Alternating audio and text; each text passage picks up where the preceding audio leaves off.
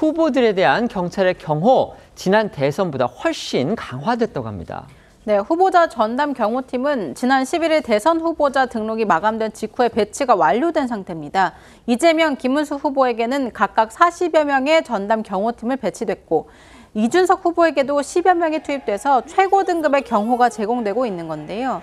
이는 경찰이 각 정당과 협의를 통해서 180명 경호팀 인력 자원 내에서 인원을 조정한 것으로 전해지고 있습니다. 경호팀 규모는 지난 2022년 대선 때보다 30명 정도 늘었는데 비상계엄 사태와 윤석열 전 대통령 탄핵 국면을 거치면서 극단화된 정치적 상황을 고려한 것으로 보입니다.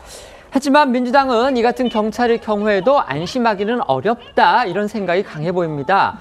미국 대통령 선거 때 등장했던 그 후보를 둘러싼 사면의 방탄유리 이걸 설치하는 방안까지 검토 중이라고 합니다. 네, 이 민주당이 이재명 후보에 대한 테러 위협에 대비하는 차원에서 이 저격 방비용 풍선, 방탄 유리와 천막 설치까지 검토 중인 것으로 알려졌습니다.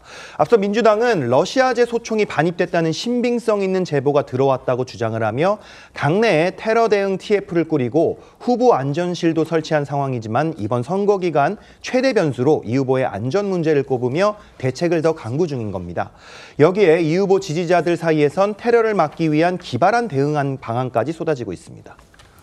유세운동에 참여할 때 손거울을 챙기자 이런 내용도 지지자들 간에 있던데요. 그 이유는 뭔가요? 네, 이게 혹시 저격수가 있을 경우 손거울에 반사되는 빛으로 그 시야를 방해할 수 있다라는 겁니다. 이 밖에 이 옥상과 열린 창문 등을 촬영해서 이 저격 장소를 살피자 이런 주장들도 나오는데 이런 글들은요, 이 민주당 당원 게시판 등 온라인 커뮤니티에 쇄도하는 중입니다. 하지만 정치권 일각에서는 이 민주당 측의 섀도우 복싱, 그러니까 이 상대방이 없는 싸움을 하고 있는 것 아니냐 이런 지적도 나오고 있습니다. 관련해 어제 경찰은 민주당이 주장하는 이 총기 밀수설과 관련해서 신고가 접수되거나 확인된 사실이 없다라고 밝혔고요. 민주당 테러 대비 TF 관계자 역시 오늘 문화일보에 경찰에 신고해 대비해야 할 만큼 내용이 구체적인 제보는 아직 없다 이렇게 말한 것으로 전해졌습니다. Thank you.